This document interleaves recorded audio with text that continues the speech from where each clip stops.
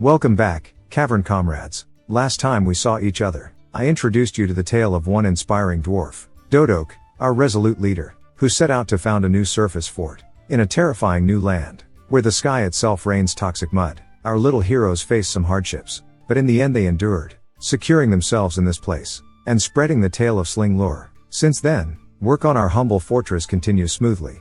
Things have been uneventful lately, and all work is being done faster, with the extra hands. Our church is well underway. It seems the conniving elves have sent a caravan. I wonder what those evil bastards want with us. They can't even handle the mud, while we have been here under it this whole time. I know the perfect way to welcome them. Yes, just give me a second here. Yes, you give us all your things, and in return, you get a wooden bin. How do you like what we did with your precious tree? Get out of here, you spies, before we teach you a lesson. Bless our muck. A new wave of migrants. No mercenaries this time. Just craft dwarves and metalworkers willing to work for the cause. They are more than welcome. Come in and take shelter from the slush rain with a cool mug of ale. Among the migrants we have more children to train and educate, as well as Bismart, the legendary weaponsmith. Today, Rala Vuznanir, the renowned swords dwarf, and Olin, the bard, have requested to join our mission. We have gladly accepted.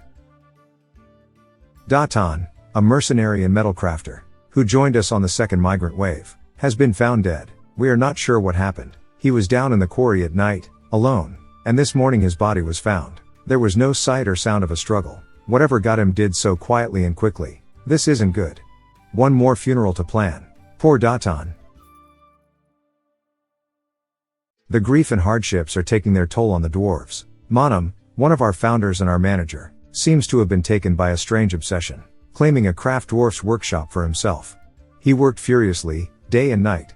And soon his creation was complete. Sostres Nilam, the conglomerate figurine. It represents Vanad Mawfresh, the human spy, being caught impersonating someone else, while spying on one of our fortresses in the year 95. It is a curious tale. She rose from the lowliest ranks, to become a scout for her city. But soon she was corrupted, betraying her home and its secrets to a human necromancer. She spied on many human cities, but when she tried to do the same with the dwarves she was caught. She was badly beaten and sent home as a message. A good and fitting artifact indeed. We shall put it in our tavern, so all the other spies can see their fate. Oh goody, now the humans are here to trade. It seems they too can't handle the slush. Sometimes I forget how inferior humans and elves are. Someone seriously needs to teach these humans some spying lessons. Really? Traders without any goods? They say the carts got stuck in the slush. Sure. We will pretend to believe you. Now bugger off. Praise our muck, more believers join our cause. Crafters, soldiers and yet more children. Our ranks are up to 34 dwarves, and work is going faster and faster. The wildlife has not bothered us much. Things are looking up.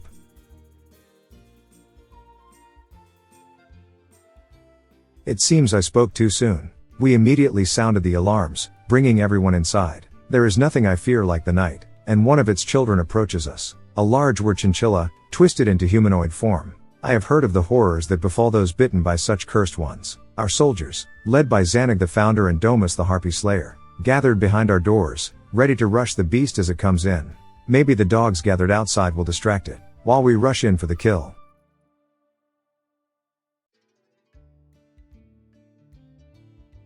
Oh, the beast has turned back into human form. Now is our chance to kill it before it returns to haunt us.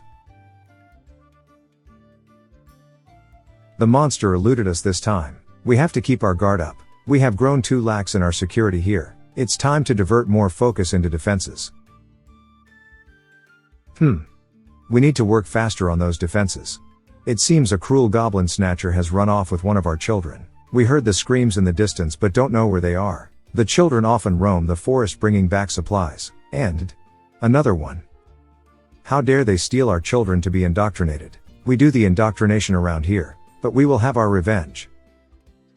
The traders sure seem to be taking an interest in us. A caravan from the mountain home has arrived. Let's hope they brought the goods they promised, and treat us as serious trading partners this time around. We took all the metal, some armor, a bit of cloth, and some leather.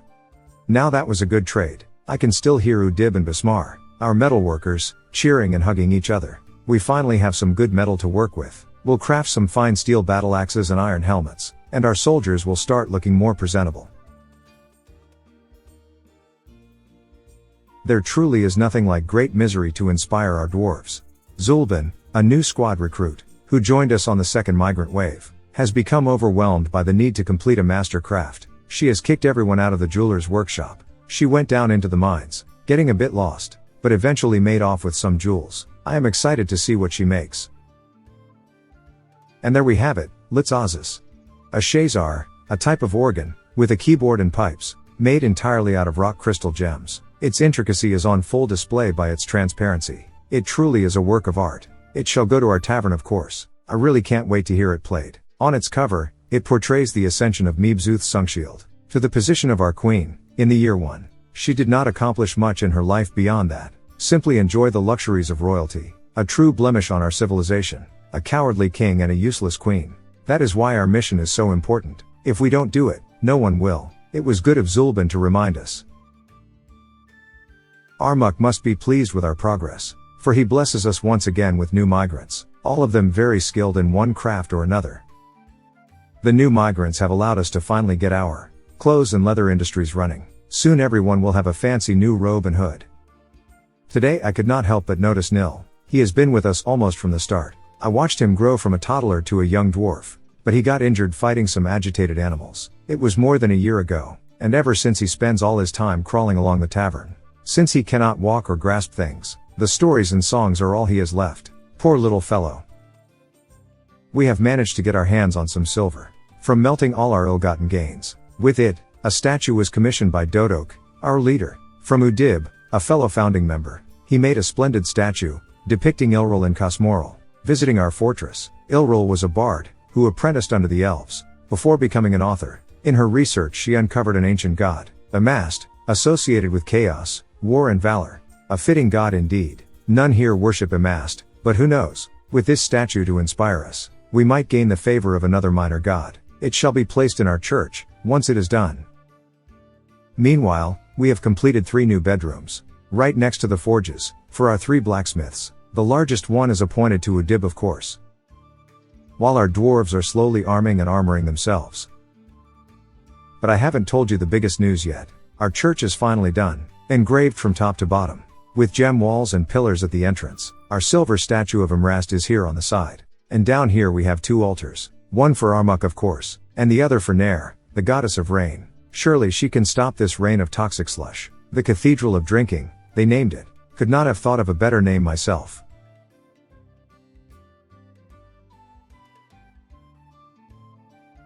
Down here we have our crypt, where the bodies of our martyrs lay. 4 lost souls so far. But our numbers, and strength, grow every day. Now is not the time for grieving.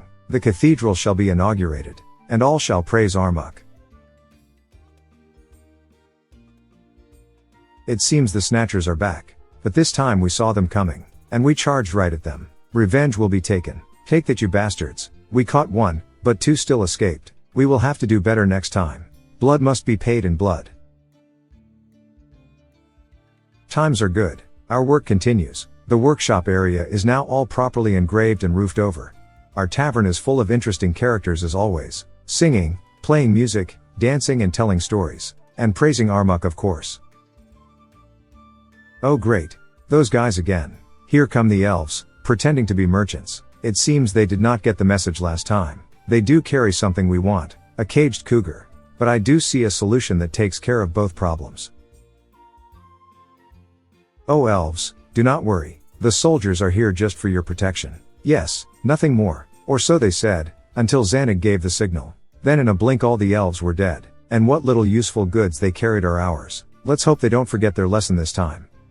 Soon after the elves were put down, all the alarm bells started ringing. A beast, a minotaur, had wandered into our lands. In his right hand he carried a legendary cub, and he charged right into our fortress. He jumped right into our quarry and future moat, and to everyone's surprise climbed right up the sheer cliff, where Lajam, the friend of nature, held him in place with his copper axe. He put up a heroic fight, but soon the minotaur girt him, and then charged straight into Nish, a recent arrival, killing him instantly. Only then did Seagun arrive, the first mercenary to join our ranks. He held off the beast alone, masterfully keeping him occupied, until Edom arrived and speared it, repeatedly, so that the beast bled to death. 2 dead dwarves, Lajum, the friend of nature, and Nish, the animal caretaker. You did not die a coward's death. You have deserved a hero's funeral, and it shall be done. This beast, however, shall be put on display, a grisly totem to warn every visitor what kind of dwarves we are. While Edom, a soldier who joined us on the 3rd migrant wave, has gained a well-deserved nickname, Edom, Minotaur Slayer. And yet more migrants. Welcome, welcome, make your way to the tavern. From the tales, you already know the way, I am sure. And don't worry about the toxic sludge raining down on you. Soon you will get used to it, just a part of life here in SlingLure. Life goes on. Everyone is always busy here in SlingLure, when they are not drinking in the tavern. Construction is moving faster, but there is so much yet to do. It seems our respite is over. Today, the goblins finally attacked. They tried to arrange a parley, but we do not deal with goblins. They numbered almost 2 dozen, outnumbering our soldiers 2 to 1. But we do not cower. Dwarven metal protects us, and so we charged right at them. It was a bloody battle. The goblins did not go down easy, and worst of all, Edom, the Minotaur Slayer, perished in the fighting. He killed 3 goblins before being hacked in the neck, a worthy death, and he will be honored as a hero. Ah, another day, another merchant. The humans have arrived. Come on then, we will humor you this time. Take a few of these gems, and we will take whatever can be molten down into metal, plus some basics like meat and leather. It seems we now have a pond ogre. It fell down into our moat when our dog attacked it. Now it cannot get out, but it doesn't seem to be drowning. It is not alone. The other ones almost snuck up on our civilians. But Rovad was in the area and killed 2 of them so fast we almost did not see it. Rovad, the ogre tamer, he shall henceforth be known. Meanwhile our pond ogre continues to bathe. Dang it. A child fell into the moat, scared by the ogre. There is nothing we can do for the little fella. Rest in peace, little buddy, and don't let the pond ogres bite.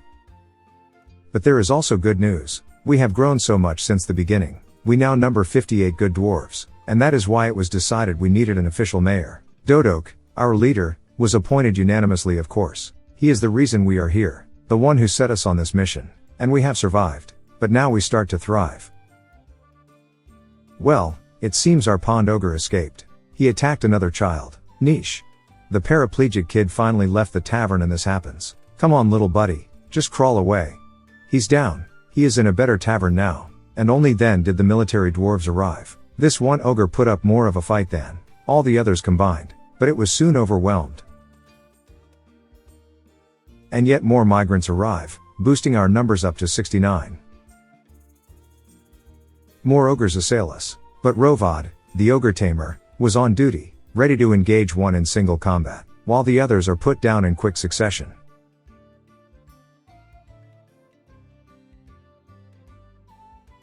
We have a noteworthy visitor today. A human royal lady consort has come by. It is suspicious such a one would walk unguarded in these evil lands. Certainly she is here to gather information for her king. Our enemies are readying themselves, and we must do the same, for we are surrounded by enemies, be it goblins, elves, humans or even other dwarves. But as our numbers grow, we soon will start dealing with the pests, our muck willing. The giant wildlife continues to pester us. They are no match for our dwarven metal. But occasionally they do some damage. Rest in peace, little buddy. I felt like going to the tavern today, but when I opened the doors, I almost ran out of there, with my goblet still empty, because I was faced with the face of a giant black bear. But it was only Stroxongrel the black bear bard. Turns out she is a lovely lady, with an impressive basso voice. We finally inaugurated the second story of our tavern today. It features a dormitory, for dwarves, as well as some private bedrooms, for 2 of our founders, Zanig, the leader of our military, and Deller, our doctor, as well as for Domus, the harpy slayer. They have earned it by their deeds. And yet another caravan. This time from the mountain home. It seems the king lacks the courage to deny us our trade. He is a coward after all. If he did, everyone would know he wishes us to fail. Regardless, we profit from his weakness, and more metal is acquired. and the sight of our forges lit up again raises everyone's spirit. Oh great, SlingLure, the giant eagle, cornered Irith, a recent arrival, down in our moat. He didn't last long, and the beast's rampage continued, killing Sarvesh, another new comrade, before being put down by our soldiers. Such senseless deaths. 12th of Timber, our second festival begins. I hoped nothing would disturb us this time, but it was not to be. The goblins' war against our civilization is intensifying. They sent another force, this time more sizable. It seems Dodok's suspicions were well founded. Our cause is indeed justified. This time we had a plan. The toxic mud raining from the sky is not just a curse. We have seen it bring down even the most hardy of giant creatures. So we waited for our chance. And when they were at their weakest, we charged, with Xanag leading the troops.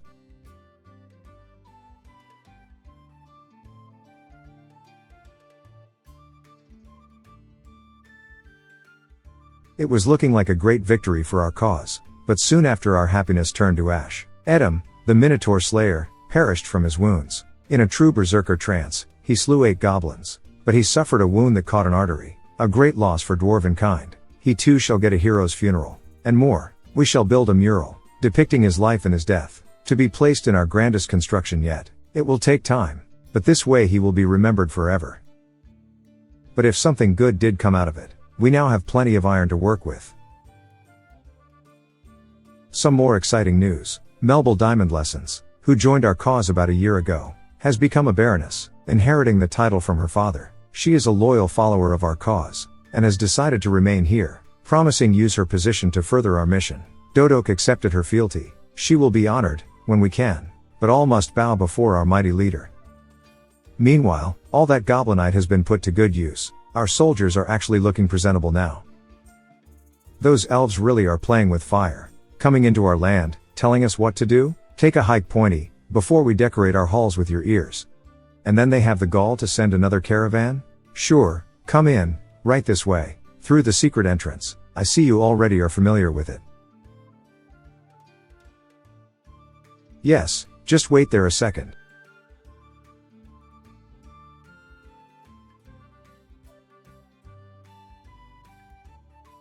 Thanks for the cheetah. Come back anytime.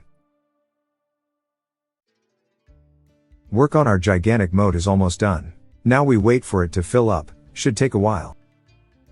We are also completing the work on our main road. Now all visitors have a proper paved path without any toxic slush. As our number has grown to 90 dwarves, Dodok ordered the creation of a new squad, giving the honor of leading it to Domas, the Harpy Slayer, while the Baroness shall take his place on the first squad. There will be no useless royalty here. You will earn your luxuries. It seems there was a miscalculation in our plans. The lower moat is overflowing, with the water that comes from the aquifers above. If we don't act quickly, the whole site could be flooded. Everyone was called in to help. The fact that we did it shows the true ability of hardy dwarves. Once again some despised goblins visited our fortress, immediately rushing our position. It must have been a scouting party, their numbers were so few. They were easily put down. But it's not just traitors, giant beasts and invasions. All the while we have been hard at work. For starters, we finally finished our crypt. It was delayed since it kept growing as we built. But now, finally, we have everyone in their proper resting place. Here, we have 3 special tombs. The top 2 for Lajam and Datan, with statues portraying their struggle against the ferocious minotaur. And the one on the bottom for Edom, the minotaur slayer, killed by the goblins. A true hero. While on the other side reside all our martyrs, each one with a statue of their likeness. There are many more than I thought. We have also begun laying the foundations of new buildings. This one will be our grandest yet, while this one will be a proper place for our metalworkers. We also made a new temporary barrack for our second squad, as well as a proper well area. In addition to a brand new building to house our soap industry, our hospital is much too busy to not have some soap. And even more migrants join our cause. We have way too much work to deny anyone. We have started a new quarry since the moat was finished. And now, finally, we have bypassed that aquifer, and have found something truly marvelous. Hematite, and plenty of it. Our time of rationing is done, and we can begin preparing for the next phase of the mission. We have plenty of dwarf power and iron. We must prepare to put it to good use. The mood in the fortress is so great. Rovad became inspired to do a truly unique item. He claimed a metalsmith forge and quickly set off gathering his supplies, and in no time at all he was done. He created Zixis Shorast Ugsal, the iron mace. Decorated with gems, leather, cloth and stone, it is a fine piece. Having a baroness living here is a great boost to our prestige, and so Rovad gave it to the baroness. The best mace dwarf here in SlingLure. More merchants. And more migrants. Work never stops, but soon we will rest. 12th of Timber approaches, and another festival shall be made. I cannot wait. Again, our festival is interrupted. We had just begun the festivities. In our rush to get all the hematite, we decided to expand our quarry, instead of digging below the aquifer. After a particularly dreadful torrent of slush from the sky, our 2 miners, including one of our founders, got injured in the new quarry. They are unconscious, while the water that drips from the stone walls quickly freezes around them. If they don't move, and soon, they will be done for.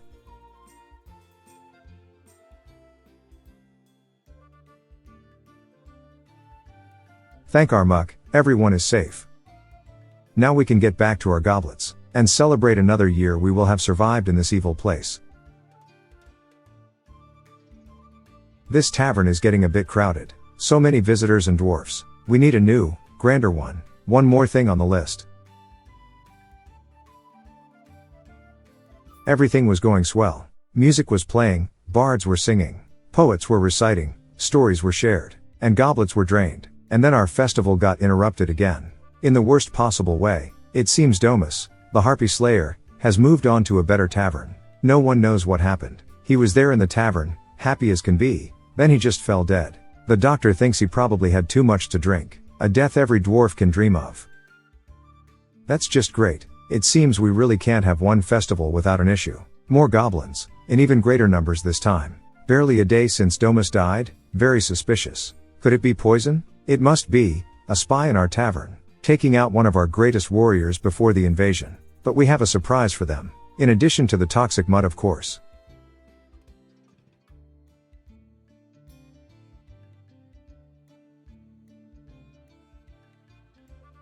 Go on. Move, buddy. The goblins are over there. No? Fine. We will deal with the sick goblins ourselves.